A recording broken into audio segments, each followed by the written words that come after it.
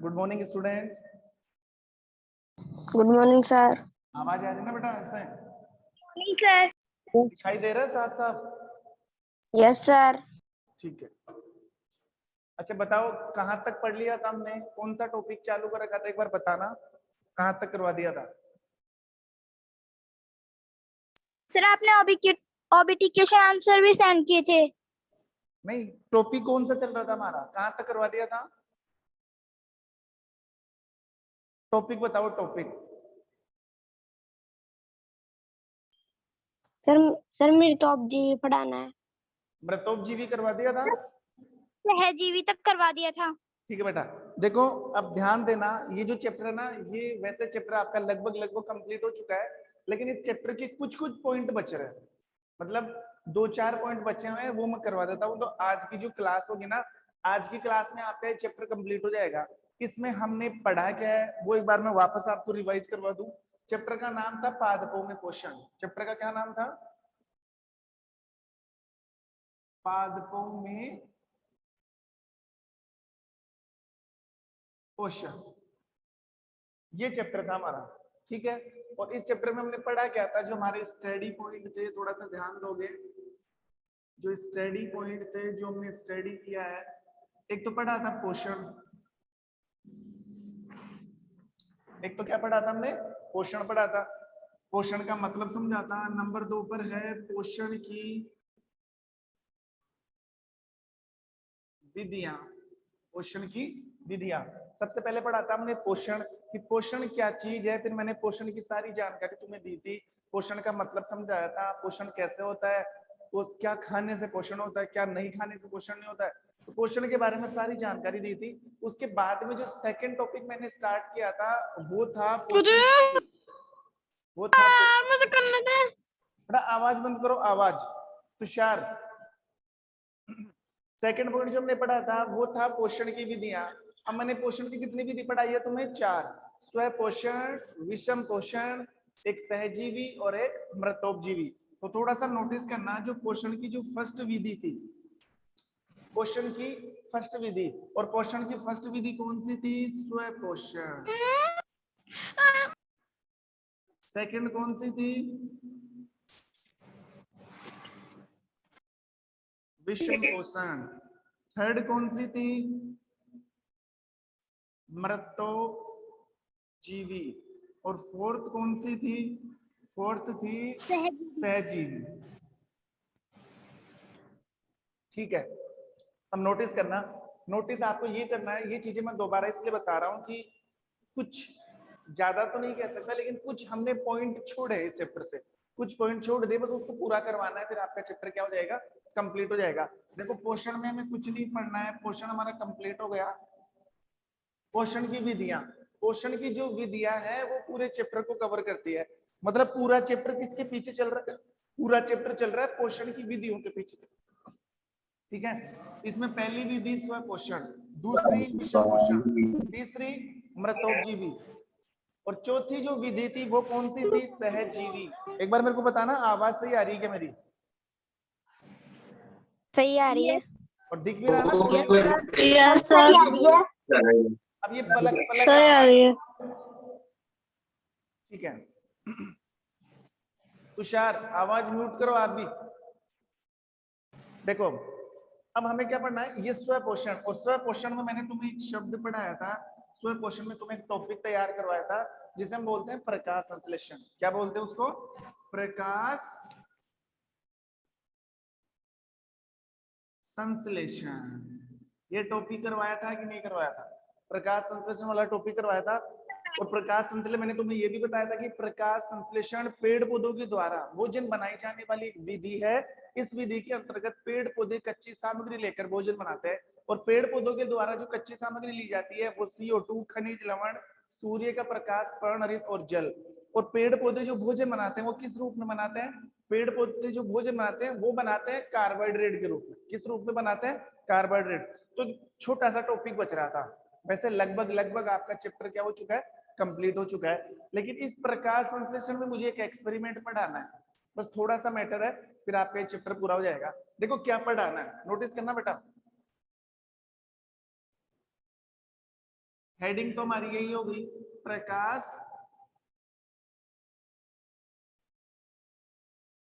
संश्लेषण। हेडिंग क्या होगी, प्रकाश संश्लेषण। अब ध्यान देना, प्रकाश संश्लेषण में मैंने तुम्हें बताया था कि प्रकाश संश्लेषण एक भोजन बनाने की विधि है। प्रकाश संश्लेषण एक भोजन बनाने की विधि है। पेड़ पौधे इसके द्वारा क्या बनाते हैं, भोजन बनाते हैं। और भोजन किस रूप में बनाते हैं, भोजन बनाते हैं कार्बोहाइड्रेट के रूप में, कार्बोहाइड्रेट के रूप में, ठीक है, कार्बोहाइड्रेट। अब कौन सा कार्बोहाइड्रेट, मंड, स्टार्च। नोटिस करना, ध्यान देना, क्या पढ़ा रहा हूं मैं पढ़ा रहा हूं प्रकाश संश्लेषण। क्या पढ़ा रहा हूं, प्रकाश संश्लेषण। और ये मैं पहले भी बता चुका हूं, मैं कोई नई चीज नहीं पढ़ा रहा तुम्हें कि आप सोच रहे हो सर ये कौन सा टॉपिक आपने चालू कर रखा है। प्रकाश संश्लेषण एक ऐसी विधि है जिसमें पेड़ पौधे क्या बनाते हैं, भोजन बनाते हैं। पेड़ पौधे क्या बनाते हैं, भोजन बनाते हैं। पेड़ पौधों को भोजन बनाने के लिए किस किस चीज की जरूरत पड़ती थी, बताया था जब मैंने, जल, खनिज लवण, सूर्य का प्रकाश, पर्णरित, ठीक है, और कार्बन डाइऑक्साइड गैस। इन सब चीजों को मिक्स करके पत्ती के अंदर क्या बनता है, भोजन बनता है। और पत्ती के अंदर जो भोजन बनता है वो किस रूप में बनता है, कार्बोहाइड्रेट। किस रूप में बनता है, कार्बोहाइड्रेट के रूप में। लेकिन ध्यान रखना, ये जो मंड और ये जो स्टार्च मैंने लिख रखा है ना, ये दोनों कार्बोहाइड्रेट है। कार्बोहाइड्रेट कई प्रकार के होते हैं, जिसमें तुम्हें नाम गिनवाऊं, ग्लूकोज, फ्रक्टोज। ग्लूकोज का नाम सुना ना, ग्लूकोज, ग्लूकोज भी एक प्रकार का कार्बोहाइड्रेट है। ग्लूकोज भी एक प्रकार का कार्बोहाइड्रेट। स्टार्च भी एक प्रकार का क्या है, कार्बोहाइड्रेट है, ठीक है। तो ये कार्बोहाइड्रेट के रूप में भोजन बनाते हैं, कौन बनाते हैं, पेड़ पौधे। अब यहां पर मुझे एक एक्सपेरिमेंट करवाना है तुम्हें। एक्सपेरिमेंट ये है, एक्सपेरिमेंट की हेडिंग ये है, क्या प्रकाश संश्लेषण के लिए सूर्य का प्रकाश जरूरी है क्या, प्रकाश संश्लेषण के लिए सूर्य का प्रकाश जरूरी है क्या, ये वाला। तो एक्सपेरिमेंट यही है, क्या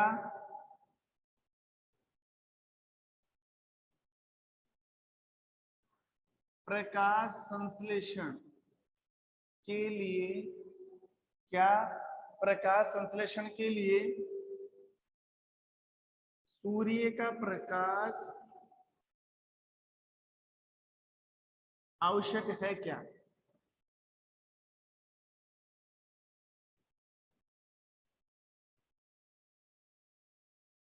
ये हेडिंग है। हेडिंग क्या है, क्या प्रकाश संश्लेषण के लिए सूर्य का प्रकाश आवश्यक है क्या। जबकि मैंने जब प्रकाश संश्लेषण पढ़ाया था तो मैंने बताया था कि सूर्य का प्रकाश प्रकाश संश्लेषण के लिए बहुत ज्यादा जरूरी है, बहुत ज्यादा जरूरी है। बिना सूर्य के प्रकाश संश्लेषण नहीं हो सकता, कभी नहीं हो सकता। इस चीज को प्रूव करना है, ये तो मैं बोल के बता रहा हूँ आप लोगों को कि सूर्य के प्रकाश के बिना प्रकाश संश्लेषण नहीं हो सकता। फिर आप बोलोगे सर कैसे, तो उस कैसे का जवाब देने के लिए हमें इस एक्सपेरिमेंट को समझना पड़ेगा, इस प्रयोग को समझना पड़ेगा कि कैसे सूर्य का प्रकाश जरूरी है, किसके लिए, प्रकाश संश्लेषण के लिए, ठीक है। इसके लिए हमें क्या करना है, देखो एक एक्सपेरिमेंट करना पड़ेगा जिसके लिए हमें 2 पादप के गमले लेने पड़ेंगे, 2 पादप के गमले। देखो कैसे, ध्यान देना।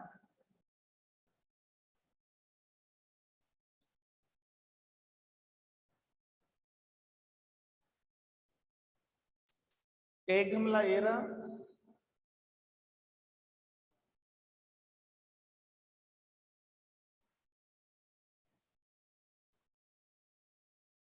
दूसरा गमला ये रहा,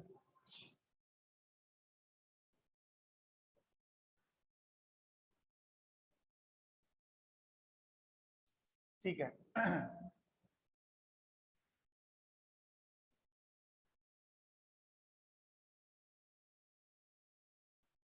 अब करना क्या है, ध्यान देना बेटा, रुको एक बार, थोड़ा सा मार्कर चेंज करना पड़ेगा, इसमें इंक नहीं है।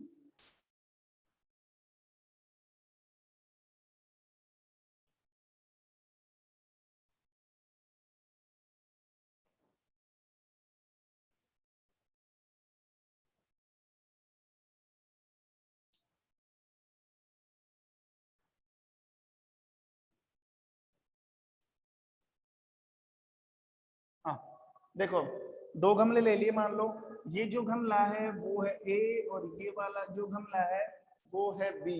अब हमें क्या करना है, इन दोनों गमलों के अंदर दो पौधे लगाने हैं, दोनों गमलों में दो पौधे लगाने हैं।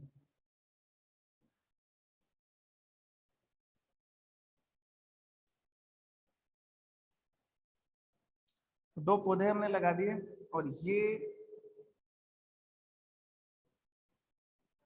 इस पौधे की पत्तियां, चलो एक पौधा इधर।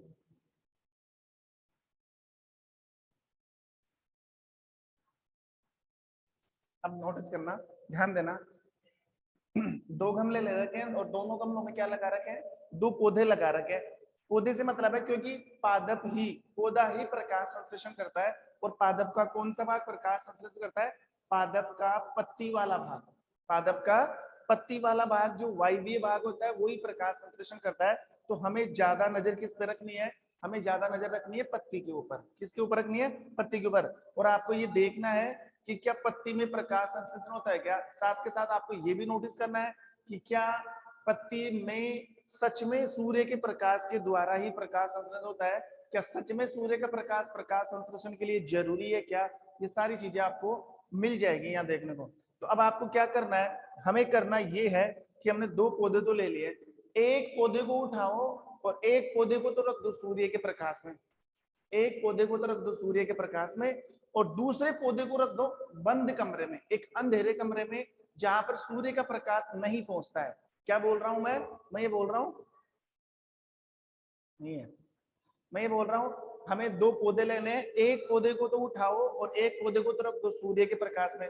दूसरा जो पौधा है, दूसरे पौधे को हमें रखना है अंधेरे कमरे में, एक ऐसे कमरे में रखना है जहां पर सूर्य का प्रकाश नहीं पहुंच रहा है, जहां पर सूर्य का प्रकाश जा ही नहीं पा रहा, उस कमरे में हमें दूसरा पौधा रखना है। तो मान लो ऐसा नोटिस करना, ये जो पौधा है, ये जो पौधा है, पौधा कौन सा, पौधा ए। नोटिस करना, इस पौधे को हमने एक बंद कमरे में जिसमें अंधेरा हो रहा है उसमें रख दिया, यानी कि इसको तो आप लिख सकते हो कि अंधेरे वाला कमरा, अंधेरे वाला कमरा। और अंधेरे वाले कमरे से मतलब है ये कमरा बिल्कुल बंद है, इसमें सूर्य का प्रकाश नहीं आ रहा है, इसमें सूर्य का प्रकाश नहीं पहुंच पा रहा है। और मान लो ये सूर्य है, ये क्या है, सूर्य। अब देखो सूर्य का प्रकाश अगर ऐसे नीचे आ रहा है, सूर्य का प्रकाश अगर ऐसे नीचे आ रहा है तो सूर्य का प्रकाश तो कमरे की दीवारों तक ही पहुंच रहा है, सूर्य का प्रकाश तो कमरे की दीवारों तक पहुंच रहा है, सूर्य का प्रकाश कमरे के अंदर नहीं जा रहा है। तो ये एक बंद कमरा है, बिल्कुल पैक हो रहा है, और उस बंद कमरे में हमने क्या रख रखा है, वो पौधा रख रखा है। कौन सा पौधा, नंबर ए, अंधेरे वाला कमरा। अंधेरे से मतलब है इस कमरे में सूर्य का प्रकाश नहीं जा रहा है। और ये जो गमला है, ये जो गमला है इसको हमने बाहर रखा है, या फिर एक ऐसे कमरे में रखा है जिसकी खिड़की खोल रखी है और उस खिड़की में से सूर्य का प्रकाश आ रहा है। तो इस गमले को हमने उठा के रख दिया बाहर। अब जो सूर्य का प्रकाश है वो इधर तो आ नहीं रहा, लेकिन सूर्य का प्रकाश इधर आ रहा है और इस पत्ती के ऊपर गिर रहा है। नोटिस कर रहे हो ना, सूर्य का प्रकाश इस पत्ती के ऊपर गिर रहा है, जबकि इस पत्ती के ऊपर सूर्य का प्रकाश नहीं पहुंच पा रहा, इस पत्ती के ऊपर सूर्य का प्रकाश नहीं पहुंच पा रहा, क्योंकि बीच में दीवार आ गई। बीच में क्या आ गई, दीवार। दीवार कहां से, क्योंकि इसको कमरे में बंद कर रखा हमने, बिल्कुल अंधेरा है इस कमरे में, ठीक है। और इस पत्ती पर सूर्य का प्रकाश ऐसे कैसे गिर रहा है, बस इस प्रक्रिया को आप 3 से 4 दिन के लिए होने दो। ये जो प्रोसेस हमने कर रखा है ना अप्लाई, इस प्रक्रिया को हमें दिखाना है 3 से 4 दिन, यानी कि 3 से 4 डेज। और 3 या 4 दिन के बाद इन दोनों पौधों को संभालना है। आफ्टर 3 या सर बंद कमरे वाला पौधा पीला हो जाएगा, हाँ बेटा, बंद कमरे वाला पौधा पीला हो जाएगा। हाँ अब नोटिस करना, देखो 3 या 4 दिन के बाद हमें देखना है, 3 या 4 दिन के बाद दोनों पौधों को हमें संभालना है।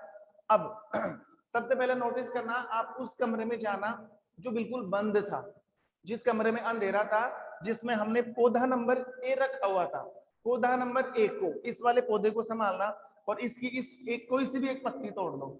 मान लो ये पत्ती हमने तोड़ ली, ये पत्ती हमने तोड़ ली और इसको बाहर लेके आ गए, तो ये है पत्ती।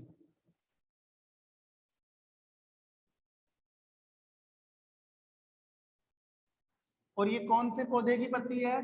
ये है ए वाला पौधा जो अंधेरे में था, जो बंद कमरे में था। ये इसकी एक पत्ती तोड़ ली और इस पत्ती को हम लेकर आ गए बाहर। अब दूसरे केस में आपको क्या करना है, जो पौधा नंबर बी है, जो पौधा नंबर बी है, इसकी भी एक पत्ती तोड़ो यहां से और इसको उठा के साइड में रख लो। तो ये दूसरी पत्ती,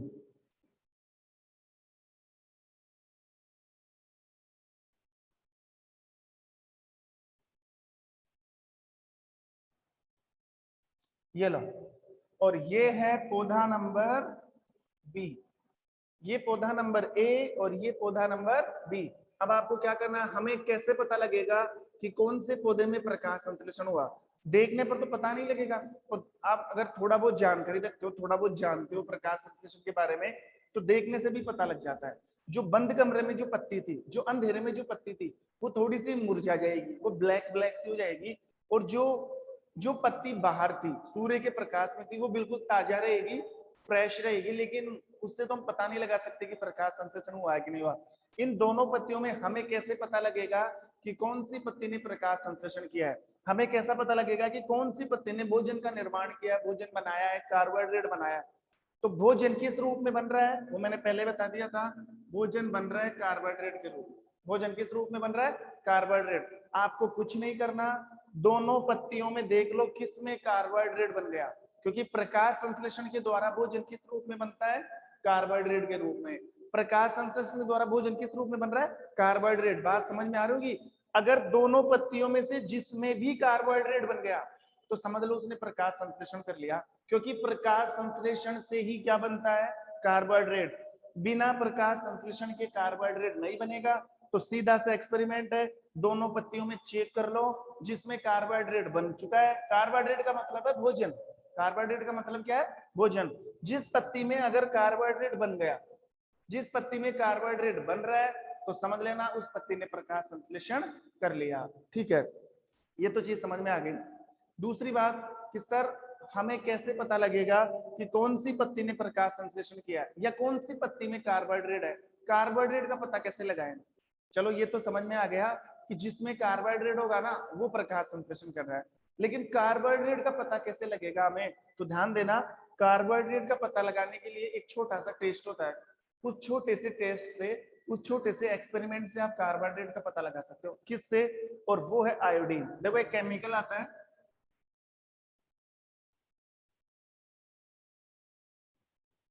आयोडीन का विलयन। आयोडीन का विलयन, आयोडीन जानते हो ना? आयोडीन, आयोडीन वैसे तो एक तत्व है, तो एक केमिकल आता है छोटी सी डिब्बी में, आयोडीन का विलयन। अगर आप इस आयोडीन के विलयन को इन पत्तियों के ऊपर डालोगे, इस आयोडीन की 2-4 बूंदे इन पत्तियों के ऊपर डालोगे, तो ध्यान रखना आयोडीन जैसे ही कार्बोहाइड्रेट के ऊपर जाता है, आयोडीन जैसे ही कार्बोहाइड्रेट के ऊपर जाता है, कार्बोहाइड्रेट का कलर कैसा हो जाता है? बैंगनी और नीला। कैसा हो जाता है? बैंगनी और नीला। जैसे ही आप आयोडीन डालोगे इनके ऊपर, तो देख लेना जो पत्ती बैंगनी हो रही है या जो पत्ती नीली हो रही है, इसका मतलब उसमें कार्बोहाइड्रेट है। ये एक स्पेशल पहचान है कार्बोहाइड्रेट की, सोच समझ के सुन लेना। अगर कार्बोहाइड्रेट के ऊपर आयोडीन आ गया, अगर कार्बोहाइड्रेट के ऊपर आयोडीन आ गया, तो कार्बोहाइड्रेट आयोडीन से क्रिया कर लेता है और कौन सा रंग देता है? बैंगनी और नीला। बैंगनी और नीला। तो सीधी सी बात है, अगर हम इसके ऊपर आयोडीन डालें, मान लो ये आयोडीन का विलयन है, अगर हम इसके ऊपर आयोडीन डालें, आयोडीन, और इसके ऊपर भी आयोडीन डालें ऐसे, तो ये तो पत्ती नंबर ए है, ये तो बंद कमरे में थी। जैसे ही आपने इसके ऊपर आयोडीन डाला, जैसे ही आपने इसके ऊपर क्या डाला? आयोडीन डाला, इस पत्ती में बैंगनी और नीला रंग नहीं आ रहा है। इस पत्ती में ना तो बैंगनी रंग आ रहा है और ना ही कोई नीला रंग आ रहा है। फिर जैसे ही हमने इस पत्ती के ऊपर आयोडीन डाला, तो इस पत्ती का रंग कैसा हो गया? इस पत्ती का रंग हो गया नीला। इस पत्ती का रंग कैसा हो गया? बैंगनी। इस पत्ती का रंग नीला और बैंगनी हो गया। तो बताओ पत्ती ने ये रंग चेंज क्यों किया? क्योंकि पत्ती के अंदर कार्बोहाइड्रेट था। पत्ती के अंदर क्या था? कार्बोहाइड्रेट। और उस कार्बोहाइड्रेट नीला और बैंगनी क्यों हुआ? क्योंकि उसके ऊपर आयोडीन आ गया। ये पहचान है कार्बोहाइड्रेट की। अगर आपको किसी चीज में कार्बोहाइड्रेट देखना है तो उसके ऊपर आयोडीन डाल दो, तुरंत कार्बोहाइड्रेट कौन सा रंग दिखा देगा? नीला और बैंगनी। और नीला और बैंगनी रंग दिखने का मतलब है इस पत्ती में कार्बोहाइड्रेट बना है, इसने प्रकाश संश्लेषण किया है, इसमें भोजन का निर्माण हुआ है। इस पत्ती का रंग चेंज नहीं हो रहा, इसका रंग ना तो बैंगनी ना नीला। इसका मतलब इस पत्ती ने प्रकाश संश्लेषण नहीं किया, इसमें कार्बोहाइड्रेट नहीं बना, इसमें भोजन का निर्माण नहीं हुआ है। तो आप अच्छे से बिल्कुल सोच समझकर विचार कर सकते हो कि इस पत्ती के अंदर कार्बोहाइड्रेट का निर्माण क्यों नहीं हुआ। क्यों? क्योंकि ये पत्ती अंधेरे में थी, ये पत्ती डार्कनेस में रखी हुई थी, इसको सूर्य का प्रकाश नहीं मिल पाया। और अगर सूर्य का प्रकाश नहीं मिलेगा तो फिर प्रकाश संश्लेषण नहीं होगा, कार्बोहाइड्रेट का निर्माण नहीं होगा। तो इस एक्सपेरिमेंट से हम अच्छे से समझ सकते हैं कि कैसे प्रकाश संश्लेषण के लिए सूर्य का प्रकाश जरूरी है। आगे समझ में अच्छे से? कोई दिक्कत है एक्सपेरिमेंट के अंदर? एक बार बोल के बताना बेटा, एक्सपेरिमेंट समझ में आया कि नहीं आया? Yes sir. पूरा समझ गया? Yes sir. ठीक है। Yes sir. तो एक तो ये चीज मेरे को पढ़ानी थी, और एक छोटी सी चीज और है, उसको भी नोटिस करना। देखो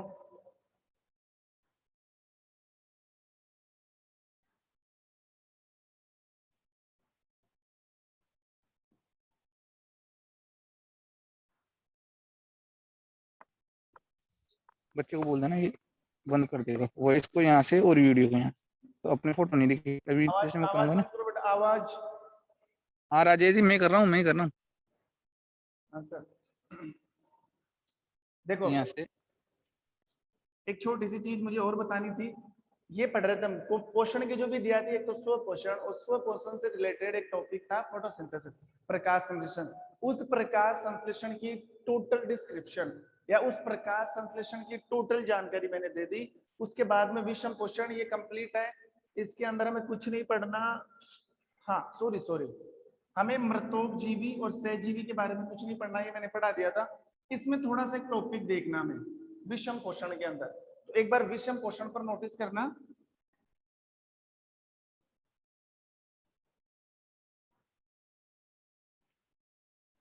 विषम पोषण, और बताओ विषम पोषण की डेफिनेशन क्या बताई थी मैंने?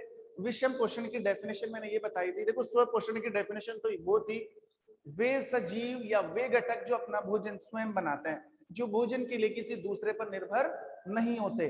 और अगर मैं बात करूं किसकी? विषम पोषण, यानी कि हेटेरोट्रोपी की मैं अगर बात करूं तो विषम पोषण के लिए मैंने ये बताया था, नोटिस करना, विषम पोषण के लिए कहा गया था आपसे कि वे सजीव या वे घटक जो भोजन के लिए दूसरों पर डिपेंड है, जो भोजन दूसरों से लेते हैं, ठीक है, तो उन्हें विषम पोषण कहते हैं। और इसके मैंने 3 तरीके बताए थे, एक तो शाकाहारी, मांसाहारी और सर्वाहारी। और सारी चीजें बताई थी आपको कि शाकाहारी जो है वो अपना भोजन खुद बनाते हैं, सॉरी शाकाहारी भोजन के लिए किस पर डिपेंड होते हैं? प्लांट के ऊपर।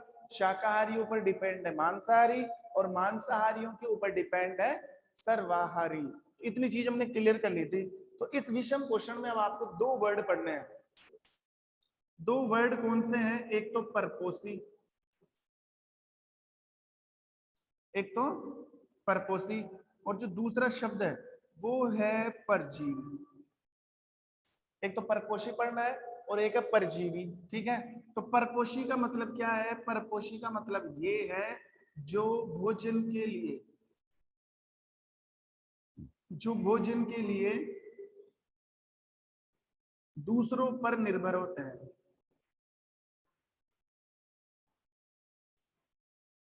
जो भोजन के लिए दूसरों पर निर्भर होते हैं।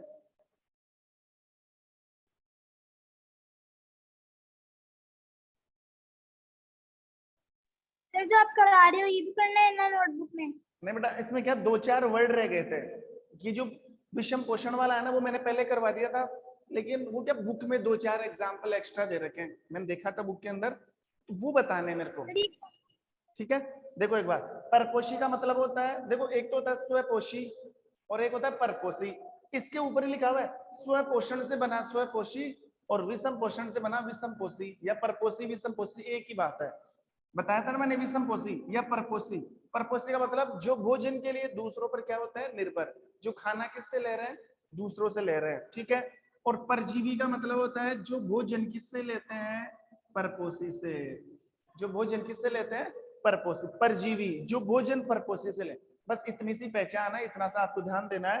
परपोषी का मतलब है जो भोजन ले रहे हैं दूसरों से, और परजीवी का मतलब है जो भोजन ले रहे हैं किससे, परपोषी से, ठीक है। इसका एक अच्छा सा एग्जाम्पल मैं तुम्हारे सामने लेके आता हूँ। एग्जाम्पल क्या है, ध्यान रखना।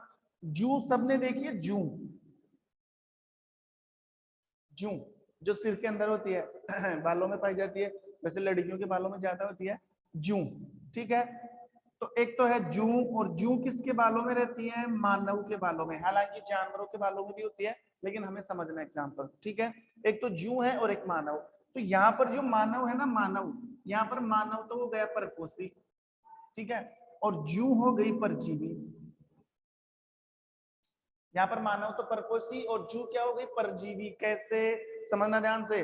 मैंने परपोषी की डेफिनेशन क्या बताई, जो भोजन के लिए दूसरों पर निर्भर होता है, जो भोजन के लिए दूसरों पर निर्भर है। तो मानव परपोषी है। क्या मानव अपना भोजन खुद बनाता है, क्या नहीं बनाता। मानव सर्वाहारी में आता है, वो भोजन के लिए दूसरों पर डिपेंड है।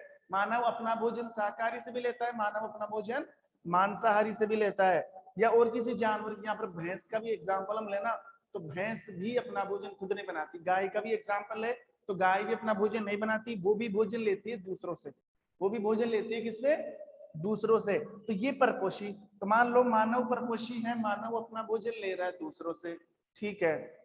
और ये जू है परजीवी, क्योंकि मैंने अभी भी बताया कि परजीवी किससे भोजन लेता है, परपोषी से। तो यहाँ पर परपोषी कौन सा है, मानव। यहाँ पर परजीवी कौन है, जू। तो जू अपना भोजन किससे लेती है, मानव से। कोई बोले सर जू हमसे भोजन कैसे लेती है, कि जू हमारा खून नहीं चूसती क्या, सिर के अंदर जुएं चलती है तो वो हमारे चूसती रहती है, हमारे मतलब हमारा ब्लड चूसती रहती है। तो वो ब्लड चूसने का मतलब है जू हमसे भोजन ले रही है। तो जू हमारे लिए परजीवी है, हम जू के लिए क्या हो गए, परपोषी हो गए। हम जू के लिए क्या हो गए, परपोषी। ऐसे ही मैं एक और एग्जांपल लूं, जैसे कई प्रकार के पादप होते हैं, आपने देखा होगा, कई प्रकार के पादप, कई प्रकार के पौधे, ठीक है, आपने देखा होगा। अगर गांवों से आप खेतों में आपने देखा होगा, तो कुछ विशेष प्रकार के पादप होते हैं, उन पर एक पीले रंग की बेल चढ़ जाती है, जिसको अमर बेल बोलते हैं। आपने देखा होगा।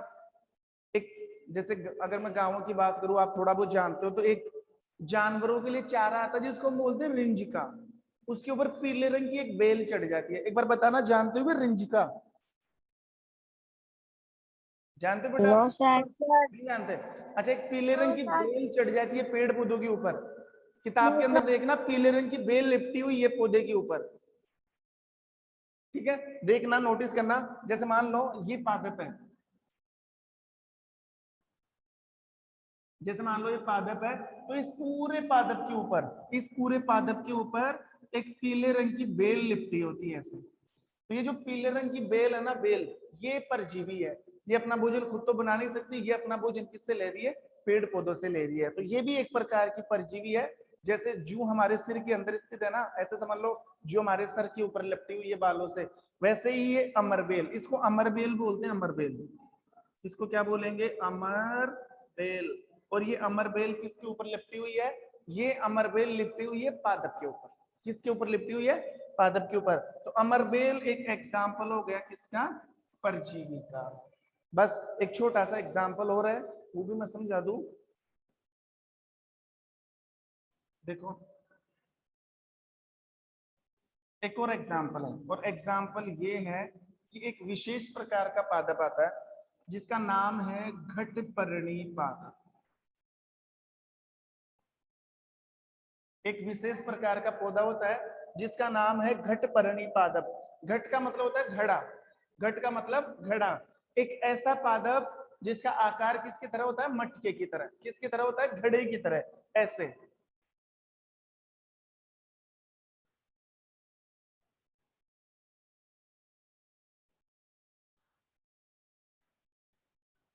ऐसा आकार है उस पादप का, आकार कैसा, ऐसे, जिसको बोलते हैं घटपर्णी पादप। क्या बोलते हैं इसको, घटपर्णी पादप, ऐसे घड़े की तरह है। तो इस पादप के अंदर घड़े के जैसे इसके अंदर जाओगे ना तो इसके अंदर वाली सतह पर ऐसे छोटे छोटे बाल होते हैं, ऐसे बाल जैसी संरचना, ऐसे बाल जैसी संरचना, रोम युक्त संरचना, रोम युक्त संरचना। रोम का मतलब होता है बाल, बाल जैसे संरचना। क्या बता रहा हूं मैं, नोटिस करना, हम परजीवी और परपोषी के बारे में पढ़ रहे हैं, ठीक है। ये वाली विधि चल रही है विषम पोषण। तो एक विशेष प्रकार के पादप है, हालांकि वो आसपास तो मिलते नहीं है, आपने ऐसे पौधे देखे भी नहीं है, ये जंगलों में मिलेंगे। घटपर्णी, इनका जो आकार होता है ना, आकार वो कैसा होता है, इनका आकार होता है घड़े की तरह। जैसे मटकी होती है ना, लंबी सी मटकी, उसके अंदर हम जाकर देखते हैं ऐसे पानी डाला जाता है उसके अंदर, तो ऐसे इसका आकार एक मटकी की तरह है। जैसे ही इस पौधे के अंदर जाया जाता है, इस पौधे की आंतरिक सतह पर ऐसे बाल जैसी संरचना होती है, छोटे छोटे छोटे छोटे बालों जैसी, रोम युक्त, रोम का मतलब बाल, बाल जैसी संरचना। अब इसमें होता क्या है, मान लो जैसे ही कोई कीट पतंगा, जैसे ही कोई कीट पतंगा, कीट पतंगा का मतलब है छोटी मोटी छोटी छोटी उड़ने वाली तितलियां या छोटे मोटे कीड़े मकोड़े, ठीक है, या मधुमक्खियां, वो इसके अंदर चली जाती है, वो तो जाएंगी, उनको थोड़ी पता है अंदर क्या है, ठीक है। कीट पतंगे जैसे ही इसके अंदर जाते हैं, कीट पतंगे जैसे ही इसके अंदर जाते हैं, तो वे कीट पतंगे इन बालों के अंदर फंस जाते हैं, कीट पतंगे इन बालों के अंदर फंस जाते हैं। और फिर ये बालों के अंदर फंसने से क्या होगा, जैसे मान लो कीट पतंगे यहाँ पर फंस गए, ये कीट पतंगे यहाँ पर फंस गए, ऐसे फिर क्या होता है, ये जो पादप है ये एक विशेष प्रकार का केमिकल रिलीज करता है, एक विशेष प्रकार का द्रव पदार्थ रिलीज करता है, और वो द्रव पदार्थ इनके ऊपर डालता है, और जिससे कीड़े मकोड़े कीट पतंगे क्या हो जाते हैं, गल जाते हैं। और गलने से क्या होता है, फिर ये जो घटपर्णी पादप है ना, ये इन कीट पतंगों से अपना पोषण लेता है। तो कीट पतंगों से अपना क्या लेता है, पोषण। देख लो, है पादप, वैसे हमने क्या पढ़ रखा है, वैसे हमने ये पढ़ रखा है कि पादप या पेड़ पौधे अपना भोजन स्वयं बनाते हैं। पादप या पेड़ पौधे ही पूरी दुनिया में वो सजीव हैं, वो घटक है जो अपना भोजन क्या बनाते हैं, स्वयं बनाते हैं। लेकिन ये ऐसे पौधे हैं जो अपना भोजन स्वयं नहीं बनाते। बताओ, इन पौधों को भोजन किससे मिल रहा है, इन पौधों को भोजन मिल रहा है किससे, कीट पतंगों से। मतलब ये कीड़े मकोड़े खाते हैं। अलग सी लग रही होगी, अजीब सी बात लग रही होगी कि सर ऐसे भी पौधे आते हैं कि कीड़े मकोड़े खाते हैं। बिल्कुल आते हैं, ये जो पौधे हैं वो कीड़े मकोड़े खाएंगे, कीट पतंगे खाते हैं। इसी कारण इन पौधों को बोला जाता है कीटभक्षी पादप, कीटभक्षी पादप। और इन पौधों का एग्जाम्पल क्या है, घटपर्णी पादप है, ठीक है, पीछे प्लांट इनको बोलते हैं। ये लो, तो ये मुझे बताना था आज की क्लास में। अब देखो बेटा, इस चैप्टर से एक छोटा सा टॉपिक और है, और छोटा सा टॉपिक ये है कि भूमि के अंदर या इस पूरे वायुमंडल की अगर मैं बात करूं, भूमि की बात करूं, वायुमंडल की अगर मैं बात करूं, तो पोषक तत्वों की पुनरावृत्ति कैसे होती है, पोषक तत्वों की पुनरावृत्ति कैसे होती है, ठीक है। पोषक तत्वों की अगर मैं बात करूं, जैसे मान low carbon, nitrogen, oxygen, sulphur, phosphorus, hydrogen, ये सब पोषक पदार्थ है, ये सब तत्व है, इनको आप खनिज लवण भी मान सकते हैं, इनको हम क्या मान सकते हैं, खनिज लवण भी। तो जैसे मान लो सबसे ज्यादा वायुमंडल में क्या पाया जाता है, नाइट्रोजन 78%, उसके बाद में क्या पाई जाती है, ऑक्सीजन 21%। तो सोचो पूरे वायुमंडल में ऑक्सीजन कितनी है, जो मैं कह रहा हूं नोटिस करना, आपको हेडिंग समझ में आ जाएगी। पूरे इस ब्रह्मांड की बात करूं, गैलेक्सी की बात करूं मैं, या इस दुनिया की बात करूं, वायुमंडल में बताओ ऑक्सीजन कितने प्रतिशत है,